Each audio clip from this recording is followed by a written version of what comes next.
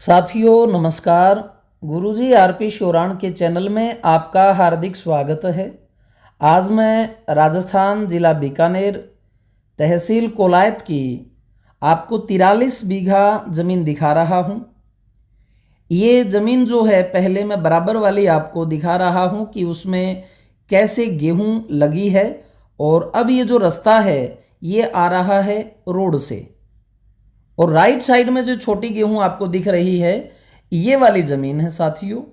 और रास्ते के ऊपर इसका फ्रंट भी है, और फिर ये जो है एक कतार के रूप में आगे तक जाती है।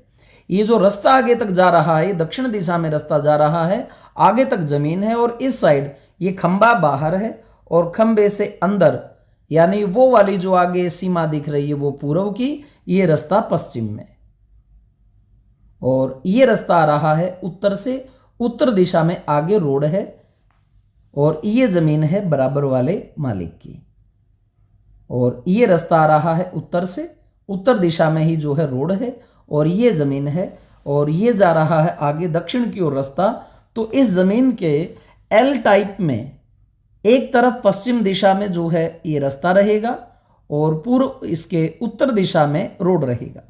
रोड का फ्रंट है इसका लगभग 3 बीघे का उत्तर दिशा का, और पश्चिम दिशा में ये दूर तक जो है रास्ता इस जमीन के लगता है। ये पशुओं के लिए चरी बीज रखी है साथियों। इस जमीन में जो है वो 3 प्रकार की फसलें हैं, जीरा भी है, ईसबगोल भी है और गेहूं भी है। किसान ने ये जो सामने आप देख रहे हैं पशुओं के लिए चरी भी बीजी हुई है। और चौथी जो फसल है वो इसमें मेथी की है। ये देखिए मेथी जो है वो कितनी गजब की आपको दिखाई दे रही है। तो भाई पैदावार की दृष्टि से 1 नंबर की ज़मीन है, और लंबाई में ये चलती है। वो जो सामने आप सीमा देख रहे हैं वो, और ये जो शुरू में आपने कच्चा रास्ता देखा था, लगभग आप मान के चलें भाई 400 या 500 फुट की जो है इसकी चौड़ाई है, और लंबाई आप देख सकते हैं ये चल रही है। अभी हम कच्चे रास्ते से होते हुए उत्तर की ओर जा रहे हैं, और आगे आपको मिलेगा रोड जो पूर्व पश्चिम की ओर आपको दिखाई देगा। आबादी के पास में है बीकानेर। यहाँ से साथियों लगभग 60-70 किलोमीटर की दूरी पर पड़ जाएगा, और इतनी ही दूरी पर जो है लगभग पड़ेगा आपका कोलायत तहसील, और इतनी ही दूरी पर पड़ेगा नोखा। और अगर आप आते हैं भारतमाला से जो अमृतसर से जामनगर की ओर जाता है, तो उससे 15 किलोमीटर जो है अंदर आकर के ये ज़मीन पड़ती है। यानी पॉइंट पर रुक करके 15 किलोमीटर आप अंदर आएंगे तो ये ज़मीन रहेगी। ये देखिए इसी ज़मीन में ये गेहूं का बीजांत है, और इधर शुरू में जो है इसकी चौड़ाई थोड़ी ज़्यादा बढ़ जाती है। 3 बीघा के करीब रोड का फ्रंट है, और 2 तरफ जो है इसके, एक तरफ रोड आगे और पश्चिम दिशा की तरफ ये लंबा रास्ता चला जाता है। ये रहेगा इसका रोड।